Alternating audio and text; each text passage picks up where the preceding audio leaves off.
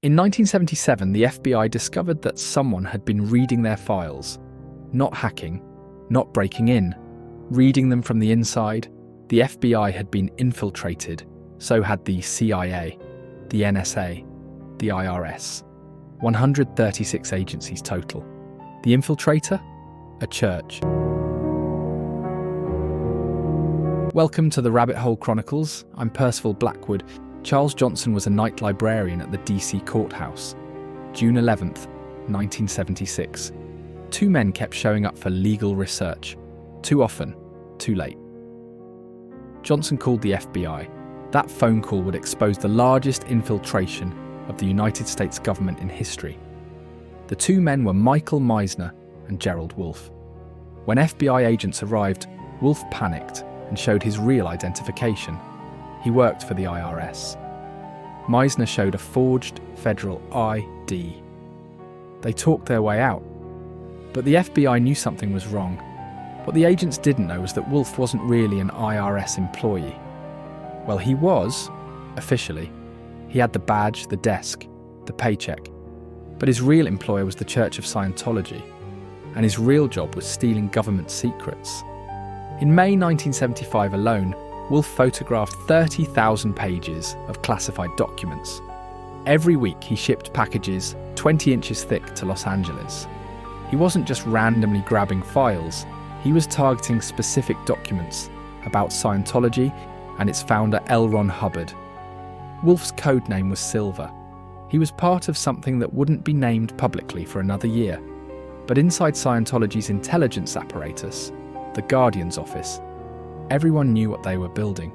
The Guardian's Office was created by Hubbard in 1966. 5 bureaus operating like a private CIA. Their training materials included actual KGB operational manuals, The Spy and His Master, and Sun Tzu. Operatives learned lockpicking, surveillance, counter-surveillance. They practiced something called dead agenting, systematically destroying the credibility of anyone who opposed them. Running it all was Mary Sue Hubbard, L. Ron's third wife. She controlled a network that would eventually place 5,000 covert operatives inside government agencies across 30 countries. But that number, that staggering number, wouldn't be known until much later. April 20th, 1973. Hubbard writes Guardian Order 732 from Queens, New York. He has specific targets. His Navy records that prove he was never a war hero. University transcripts showing he flunked out. Medical records that might reveal psychiatric treatment. FBI investigations into Scientology. The program needs a code name. He chooses something innocent sounding, Snow White. The original order specifies legal means only. Guardian Order 1361 removes that restriction.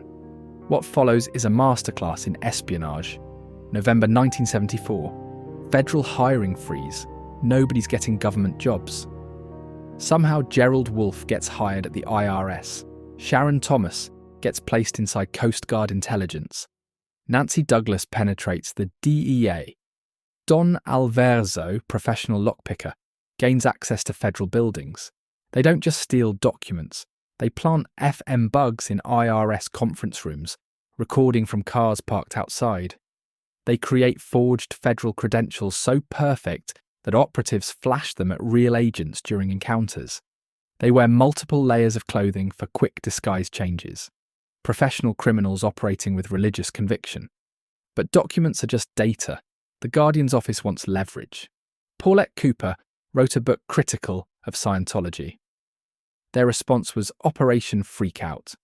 They stole her stationery and belongings to obtain her fingerprints. The plan? Use them to make bomb threats in her name.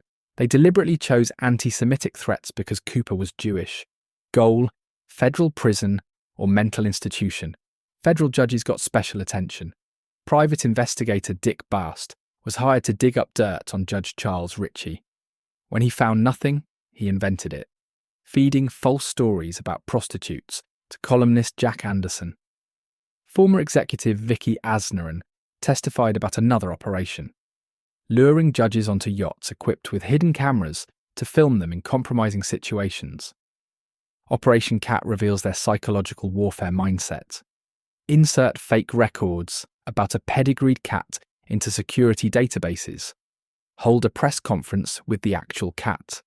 Humiliate the FBI, CIA, and NSA by proving they couldn't distinguish between a person and a pet in their own files. By 1976, the Guardian's office had turned government infiltration into an assembly line. The scope was staggering. What prosecutors would later document as 136 agencies penetrated. But even they didn't know about the international operations.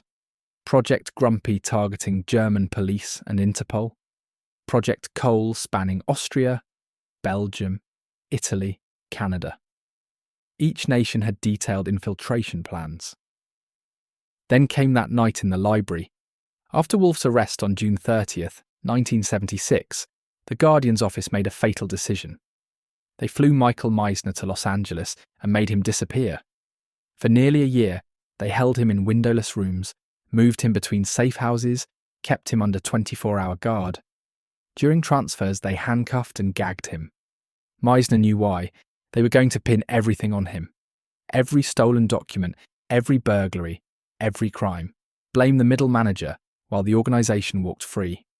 June 20th, 1977. Meisner escapes. He's running through Los Angeles streets, catching multiple buses, checking for pursuit. Reaches a bowling alley payphone. The FBI agent who answers hears 5 words that change everything. I'll tell you everything. Meisner's debriefing provides a roadmap. July 8th, 1977. 6 a.m. The FBI launches 156 agents simultaneously. Los Angeles, Hollywood, Washington, D.C., the largest raid in FBI history. The LA operation alone takes 21 hours, filling a 16-ton truck. The seized documents stun investigators. 48,000 pages detailing criminal operations worldwide. Burglary instructions.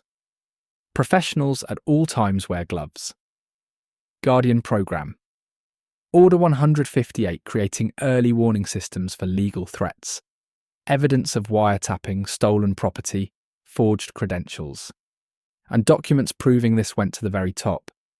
Guardian orders written by L. Ron Hubbard personally. His instructions to bring the government and hostile philosophies or societies into a state of complete compliance with the goals of Scientology. Financial records, policy letters, a paper trail leading directly to the founder. August 15th, 1978. 11 high-ranking Scientologists indicted on 28 charges. Mary Sue Hubbard faces 5 years in federal prison. Jane Kember and Morris Budlong, extradited from England, get 6 years, the longest sentences. But here's what should disturb you. Despite sentences of 4 to 6 years, most served barely 1 year. Mary Sue Hubbard, mastermind of the entire operation, was released after approximately 12 months. L. Ron Hubbard, named as an unindicted co-conspirator but never arrested, he'd already vanished. Court testimony revealed he sent David Mayo to suggest Mary Sue divorce him to prevent her testimony against him. She refused, offended he'd sacrificed their marriage to save himself. Hubbard launched Operation Bulldozer Leak to spread rumours that he had no control over Scientology, no legal liability. He remained in hiding until his death in 1986. The Supreme Court refused to hear appeals, cementing the convictions. Case closed. Except it wasn't. The Guardian's office was disbanded in 1983, replaced by the Office of Special Affairs. Reformed, they claimed. Then a 1989 letter surfaces from OSA official Elaine Siegel. Her title, Snow White Program's Chief. FBI memo warns the DEA about Scientologist contractors at headquarters. The memo specifically cites this case, the one from the 1970s, as reason for continued vigilance. 45 years later, federal agencies still check for infiltration.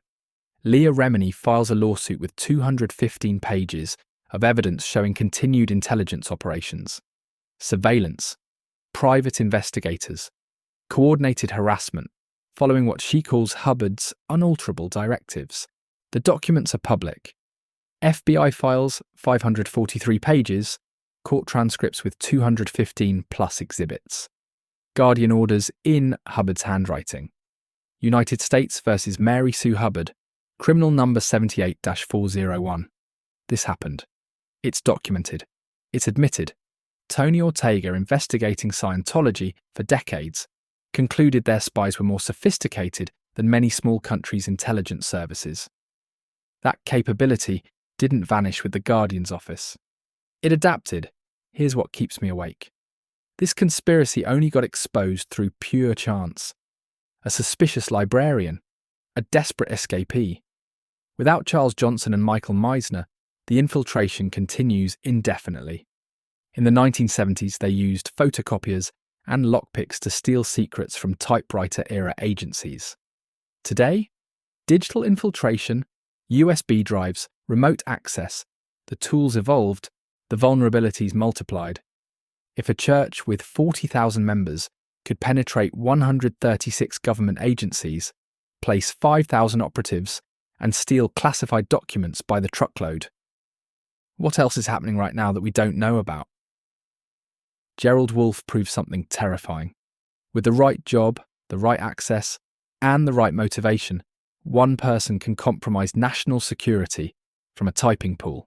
Now multiply that by every government contractor, every IT administrator, every person with a security clearance and a cause they believe in more than their country.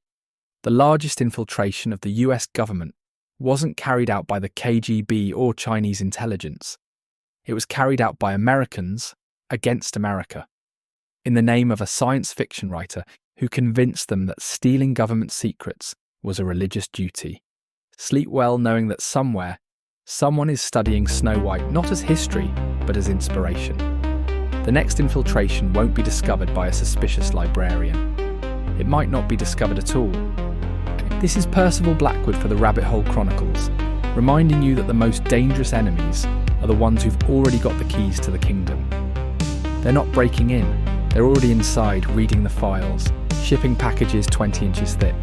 Question your government, question your churches, question everyone with the power to make you stop questioning. And if you know a night librarian, thank them. They might be the only thing standing between order and chaos.